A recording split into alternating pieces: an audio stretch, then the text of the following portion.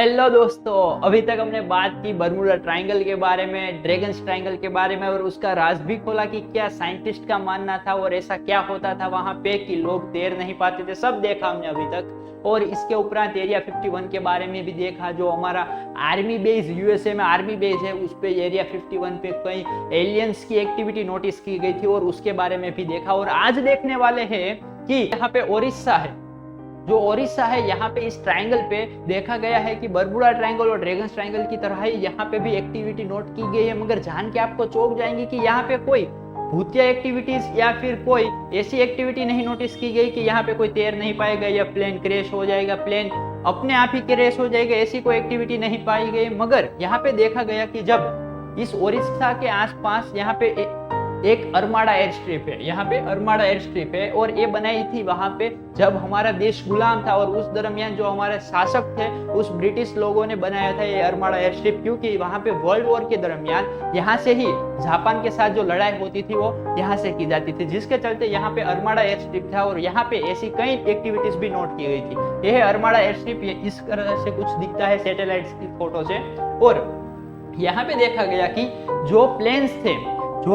वो आमने सामने टकरा जाते थे। यहाँ पे कुछ होता यूं था कि यहाँ पे सबके सिग्नल एक ही डायरेक्शन में दिखाए जाते थे, जिसके चलते प्लेन आप ही एक दूसरे से टकरा जाते थे और अपने आप का ही नुकसान होता था, ब्रिटिश लोगों का नुकसान होने लगा। और तब उसको पता नहीं चला कि ऐसा कुछ हो रहा है और उसने इस अरमाड़ा एयर स्ट्रिप को बंद कर दिया। मगर उसके बाद साइंस आगे बढ़ा और साइंस ने देखा कि यहाँ पे कोई पैरानॉर्मल एक्टिविटीज नहीं होती थी, मगर ये एक नेचुरल बात थी कि यहाँ पे जो हमारा भारत है उस भारत के इस झारखंड विस्तार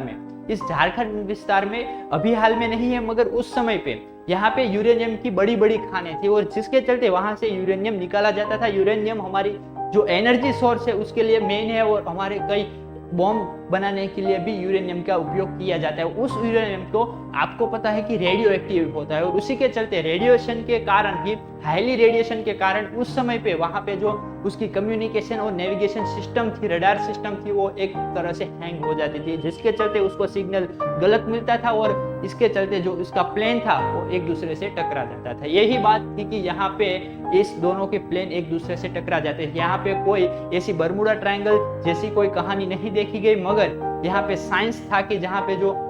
झारखंड विस्तार में जो यूरेनियम की खाने थी उसके चलते उसके हाईली रेडिएशन के कारण ये सब घटनाएं वहां पे होती थी। और यहाँ पे एक इत्तेफाक ये भी निकला कि जो वर्ल्ड मैप है, अगर उस वर्ल्ड मैप में हम देखें कि जो हमारा बर्मुडा ट्रायंगल कुछ इस तरह से यहाँ पे है और हमारा ड्रैगन्स ट्रायंगल कुछ इस तरह से यहाँ पे है और हमारा जो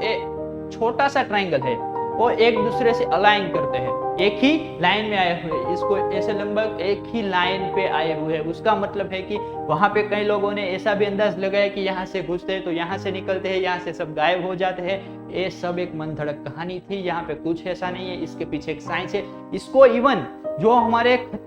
सबसे खतरनाक जगह में जो डिक्लेयर करते हैं प्लेस को, उसमें भी इस बर्मुडा ट्रायंगल को नहीं रखा गया। तो बस यही बात थी कि यहाँ पे जो इस हमारा भारत का जो बर्मुडा ट्रायंगल है वो इस तरह से कुछ था। और इसी तरह हम सब अपना बोरिया बिस्तर लेके चलते हैं। और अभी तक यार आपने लाइक नहीं किया तो लाइक करो इस वीडियो को, शेयर नहीं किया तो शेयर कीजिए। और इस पार्ट में से कौन सा अच्छा लगा, क्या आपको कुछ अच्छा और जानने को मिला, इस चैट बॉक्स में लिखिए और इस यूथ एजुकेशन को सब्सक्राइब कीजिए। मिलते हैं नेक्स्ट वीडियो में।